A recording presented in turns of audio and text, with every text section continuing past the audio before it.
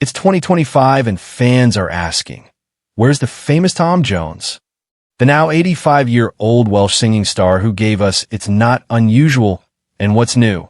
Pussycat has lived through 60 years of being famous, changing with the times and surprises. But behind all the fame is a story of deep love and heartbreaking sadness.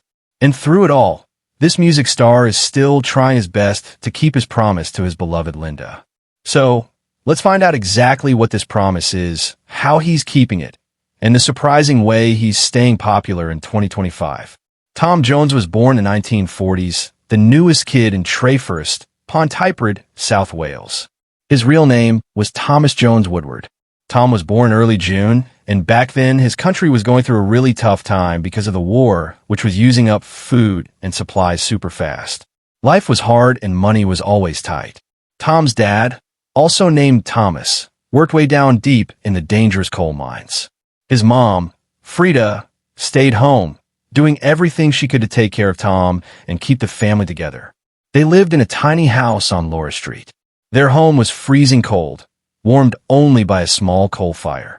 Tom wore patched-up old clothes that someone else had worn before him, and the family often had to make do with whatever little they had just to get by. Even though their hometown was often filled with the jumbled-up noise of miners, clanging metal sounds, and trains always moving around, music was still alive on the streets. Since the church was the heart of the community, music was everywhere. Welsh choirs and church songs filled the air, and this became the first sound little Tom truly loved. By the time he was about 5 years old, his voice was already making people stop and listen. He sang in the church choir, where even grown-ups stopped to listen to him sing note after note. Tom's mom, even though she had very little money, always found a way to encourage him. She saved small coins to buy records for him or bus fares so he could sing at local events.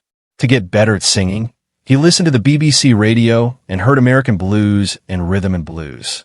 The voices of Mahalia Jackson, Little Richard, and Elvis Presley helped open his mind to what was possible. Their music felt like a promise of a bigger, brighter world.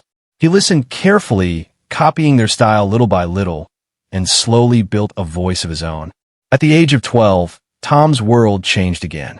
In 1952, he was told he had tuberculosis, a serious lung disease.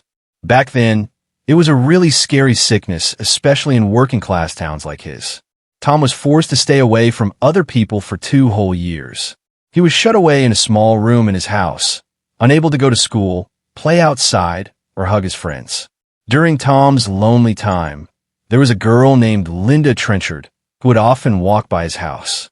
Seeing him by the window, she always waved to him with a smile on her face. Soon the two became good friends, sending notes to each other through friends or family. School was not easy for him. He had trouble with dyslexia, though back then no one knew what it was. Reading and writing were super hard for him. By the time he was 16, he had lost all interest in school. So at 16, he quit school without finishing. After quitting school, Tom worked any job he could find. He carried bricks on building sites and went door-to-door selling vacuum cleaners. In March of 1957, 16-year-old Tom married his childhood sweetheart, Linda Trenchard. Linda was going to have a baby, and in those days, that meant getting married no matter what. Their son Mark was born only a month later. Suddenly, Tom wasn't just another teenager, but a father trying to support a family.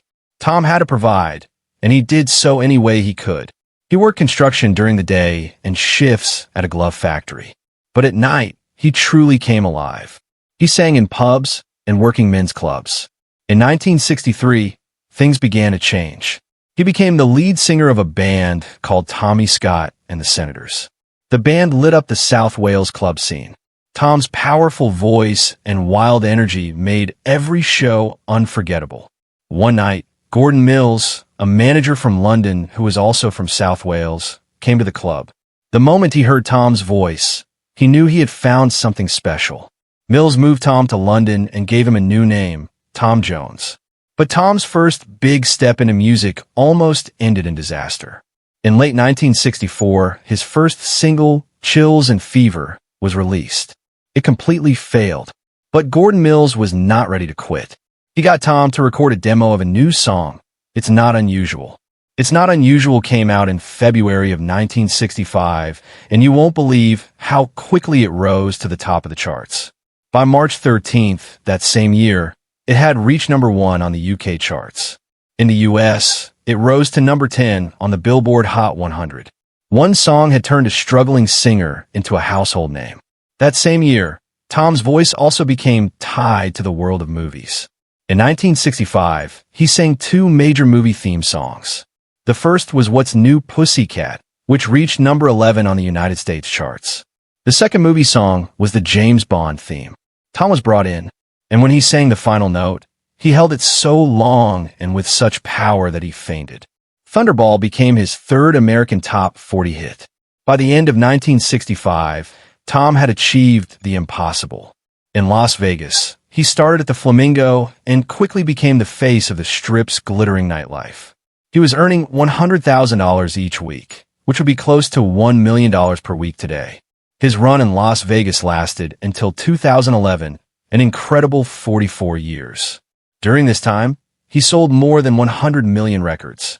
By 1969, he was ready for television. His variety show, This Is Tom Jones, ran for 65 episodes until 1971. The show featured unforgettable duets with stars like Janis Joplin, Aretha Franklin, Stevie Wonder, and Ella Fitzgerald. While he wowed audiences, Tom was also building a business empire. By 2025, Tom's fortune had reached around $300 million. But behind the glitter, scandals piled up. At the height of his fame, Tom admitted to sleeping with about 250 groupies a year. His wife, Linda, suffered deeply. The endless headlines and gossip broke her spirit. One affair in 1973 had shocking results.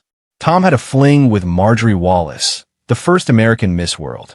Photos of them kissing on a beach cost her the crown. In October of 1987, Tom met a 24-year-old aspiring model named Catherine Berkery at a nightclub.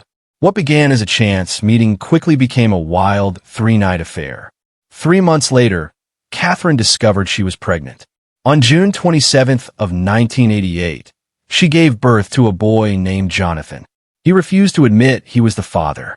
Catherine was forced to go to court in 1989. The court ordered a DNA test.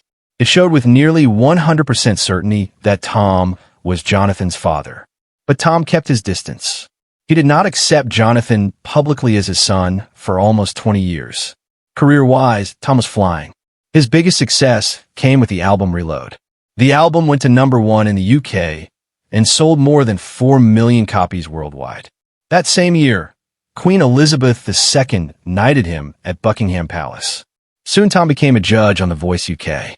At 71, he joined younger stars on the panel and quickly won over a new generation. However, Tom's world fell apart in April of 2016. That was when Linda, his wife of 59 years, was told she had terminal lung cancer. Linda died on April 10th at Cedars-Sinai Hospital in Los Angeles.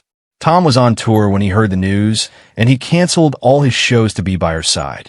In her final week, Linda showed amazing strength. She made him promise not to fall apart after she was gone, saying, "You can't fall with me." That promise became his anchor.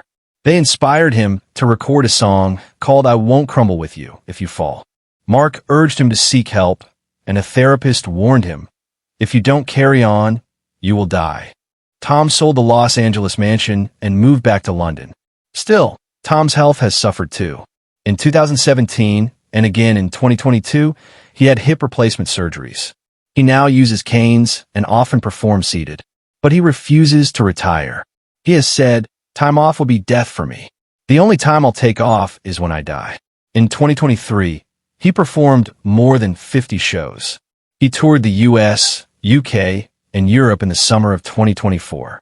In June, he released a special birthday concert performance on YouTube to celebrate his 85th birthday. Clearly, Tom Jones is staying true to his words and his promise to his wife. Sir Tom Jones, not bad for the son of a coal miner.